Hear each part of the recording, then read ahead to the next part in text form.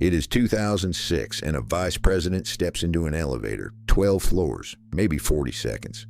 By the ground floor, she has read 3 emails and answered 2, thumbs flying across a physical keyboard, eyes never leaving the door. The device in her hands was not something she chose. It was something she was issued. It came from the IT department in a box with rules attached, and she was glad to get it because the person one rung above her had one and the person above them lived on theirs.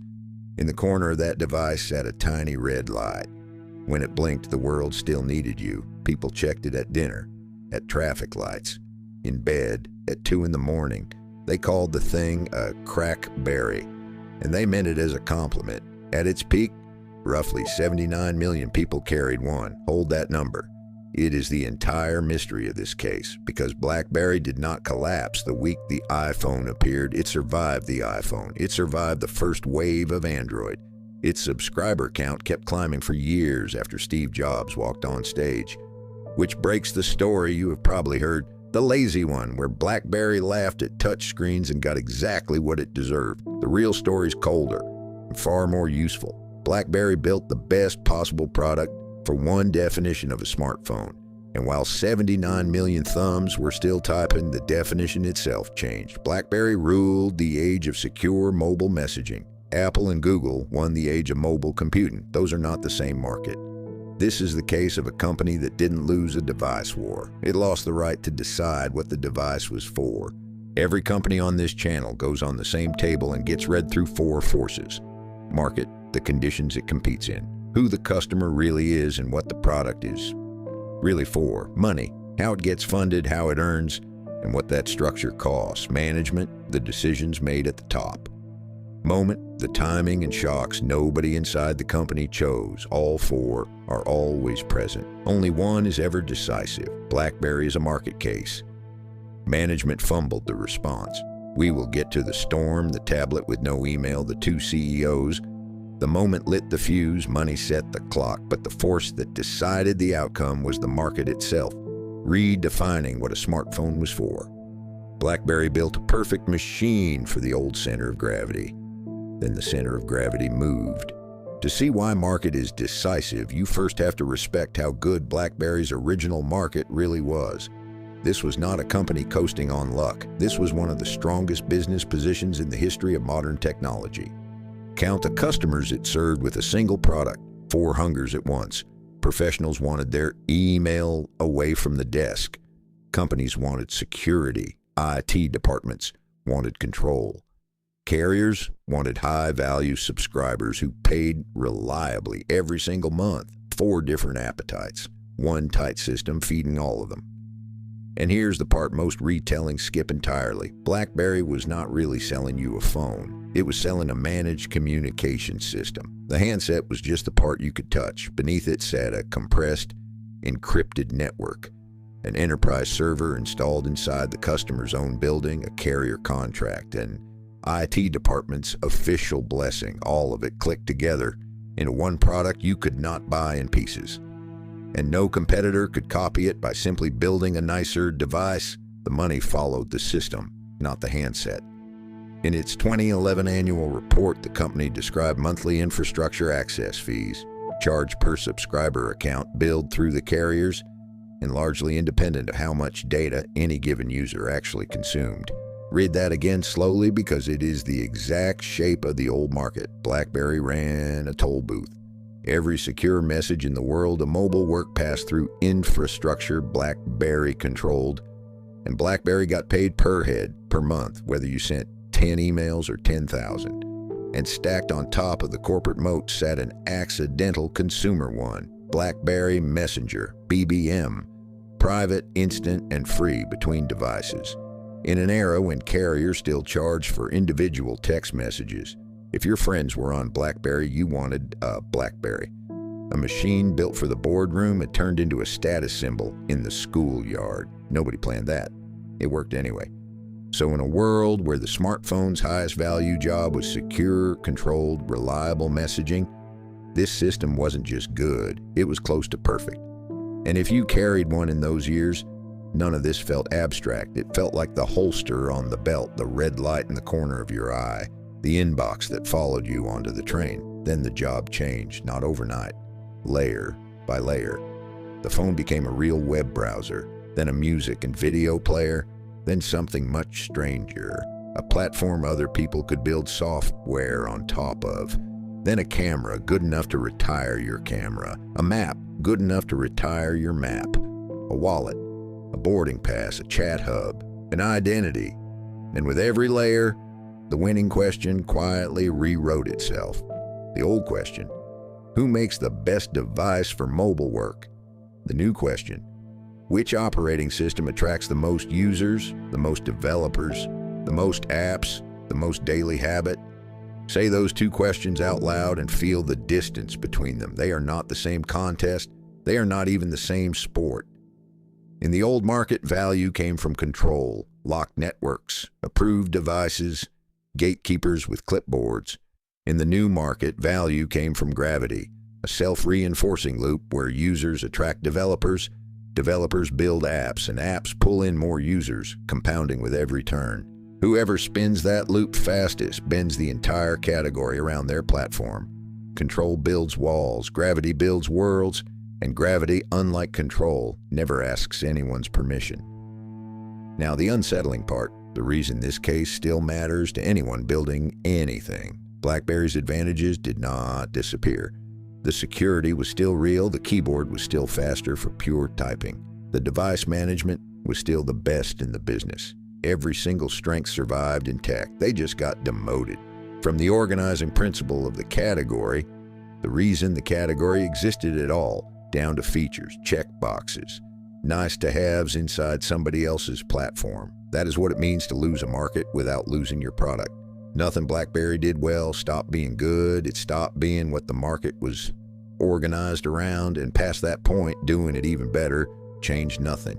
Money is not the root cause of this collapse, and that is exactly why it is worth studying. Because for a long, comfortable stretch, the numbers insisted everything was fine. Watch the subscriber line. Fiscal 2012.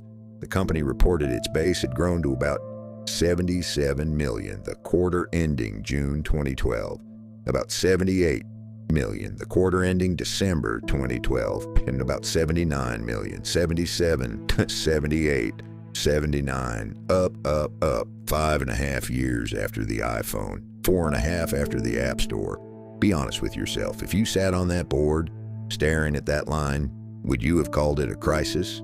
Would you have believed that the company reporting those numbers would announce its exit from internal phone development in less than 4 years? This is the installed base trap in its purest recorded form. A large, still growing user count is one of the most convincing lies a dying strategy can tell. It feels like health. It is usually just inertia with a delay built in. Because underneath that comfortable line, the money machine was changing shape.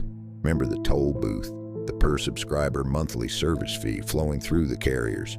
That toll only worked as long as carriers needed BlackBerry to deliver what smartphone customers wanted. Once the market standardized on iPhone and Android, carriers could route around the booth entirely. Same road, same traffic, no toll. Nobody tore the toll booth down in protest.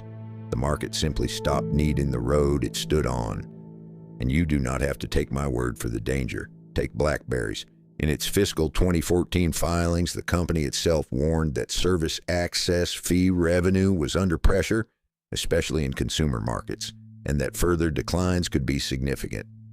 Translated out of filing speak, the toll booth is closing and we cannot promise you how fast, so money became a clock.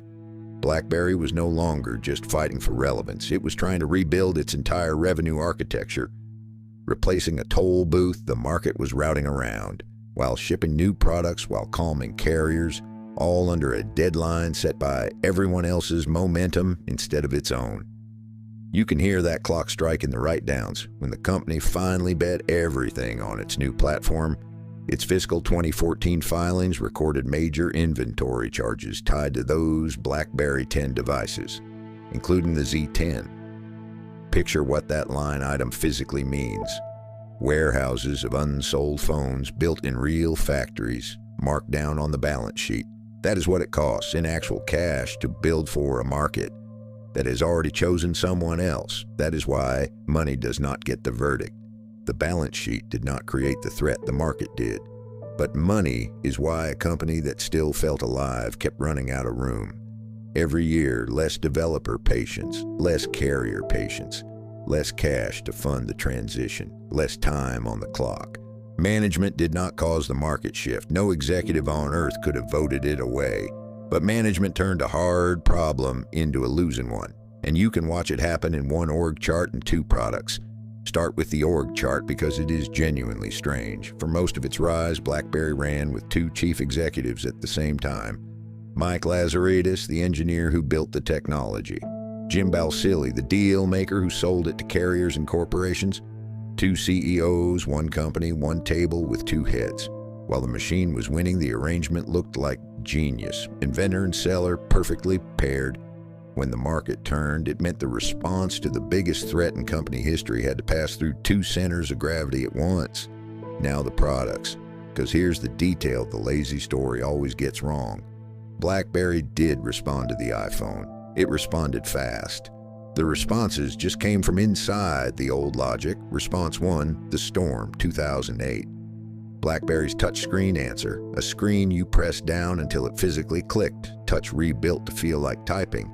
It launched to harsh reviews and looked closely at what it actually was, not a bet on the new market, but the new market's most visible feature grafted onto the old market's instincts, a touchscreen wearing a keyboard sole. Response 2, the Playbook tablet, 2011. Sleek hardware, serious engineering underneath. And at launch, it shipped without a native email client. Stop and sit with that. The company whose name meant email on the move released a device that could not, on its own, do email. Why? Because in BlackBerry's architecture, email belonged to the phone, the server, the secure system. The system was the product. And by 2011, the system had quietly become a cage.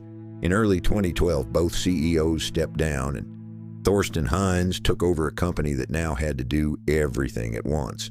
The platform reset he shipped, BlackBerry 10, built on the QNX software the company had acquired, was real and in places genuinely impressive. But it arrived after the ecosystem logic had already locked in, and by then the pitch had changed shape. It was no longer buy our nicer handset. It was believe we can still be a primary platform. Convince developers, carriers, and users, all simultaneously, to bet against a loop that was already spinning at full speed. That is a much harder thing to sell than a phone. It might be the hardest thing to sell in technology. Underneath the whole decade, 3 failures repeat. Leadership stayed anchored to the old definition of the user, a company built to serve the IT gatekeeper, just as employees started carrying whatever phone they loved into the office, and the gates stopped holding. The platform transition came late and arrived uneven, and the most human failure of all. The company kept defending its strengths, security, type, and manageability, precisely where the market had stopped scoring them. Understand this clearly, because it is the incumbent trap at its cleanest, and it is almost never stupidity. BlackBerry's leaders were defending genuinely excellent advantages. That is the trap. Excellent advantages in the wrong market are still the wrong bet, and real conviction just makes you defend them longer. The moment was not hidden. It happened on a stage in front of the entire industry. January 2007, Steve Jobs walks out and announces the iPhone. 2008, the App Store opens and the phone officially becomes a platform, a thing other people build businesses on. Android scales up behind both, carrying that same platform model to every price tier on Earth. Suddenly, the platform is not a luxury product. It is the default, from flagship glass down to the cheapest prepaid handset on the shelf. Touch-first interfaces reset what a screen is even expected to do. And then comes the quietest shock of all, the one with no keynote, no launch date, no logo. Bring your own device. Employees simply started carrying the phones they loved into the office, and the office adapted. Think about what that did to BlackBerry specifically. The IT department, BlackBerry's true customer, the gatekeeper, its entire system was built to serve. Watched its own workforce walk around the gate. Nobody defeated the gatekeeper. People just stopped asking permission. The customer BlackBerry had built everything around was quietly losing the authority to choose on everyone else's behalf. But here's the single most revealing fact in this entire case, and it comes from BlackBerry's own materials. By fiscal 2013, the company was promoting its enterprise service, BS10, as a way to manage BlackBerry, Android, and iPhone devices together. One console, 3 platforms, 2 of them rivals. Sit with that image for a second. BlackBerry's flagship enterprise product had become a tool for administering its competitors' hardware inside its own customers' buildings. That is not a strategy.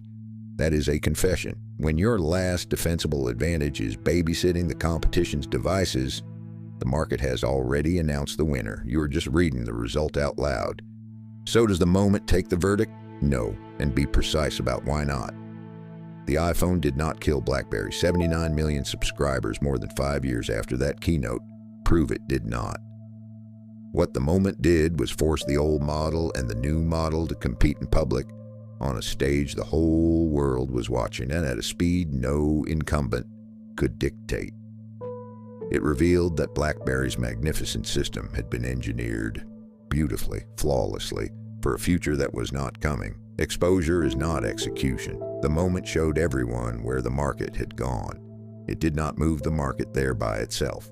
So, 4 forces on the table. What actually ended BlackBerry as a phone company? Market, decisive. The smartphone stopped being a secure communications tool for professionals and became a consumer-led computing platform organized around apps, operating system scale, and developer gravity. BlackBerry's entire system was optimized for the version of the category that was ending. Money, the clock, not the cause. The service fee toll booth lost leverage as the market moved, shrinking the runway for a transition and making every bet more expensive than the last. Management, the failed response. 2 CEOs, then 1. The storm, the playbook, BB10. Real answers delivered late, built inside the old logic, defending the right things in a market that had stopped paying for them. Moment, the exposure. The iPhone, the App Store, Android, and BYOD did not invent BlackBerry's weaknesses. They revealed which strengths no longer controlled the category. The lazy lesson says BlackBerry missed touchscreens. Throw that lesson away. It will teach you nothing. The real lesson is the one worth carrying out of this room. BlackBerry kept perfecting the device while the market reorganized around the platform. And whatever you build, whatever you run, this is the part to keep. You can still have users, 79 million of them. You can still have revenue. You can still have a product people compulsively, physically love. And you can already be losing if the basis of competition is changed underneath you and you keep getting better at the old game. On September 28, 2016, the company announced it would stop developing phones internally and hand hardware to outside partners. And that December 15th, it signed an agreement with TCL to design, manufacture, and sell BlackBerry-branded phones under license. The company itself lived on in software and security, but the device business did not explode. No bankruptcy filing, no dramatic final press conference. It was quietly redefined out from under the best in the world, one licensing deal at a time. Remember the red light, the little blinking dot that meant the world still needed you. Here's the thing about that light. It never stopped working. The keyboard never got worse. The encryption never broke. The machine did everything it was built to do right to the end. The world just stopped needing what the light meant. The market did not switch it off. It looked away. That is the anatomy of BlackBerry. A perfect machine for a market that stopped existing. Next case, WeWork, a lease-heavy real estate business that capital markets priced as if it were software, and the tens of billions that vanished into the difference. If you want the next case before it goes public, join the free Corporate Anatomy briefing. The link is in the description.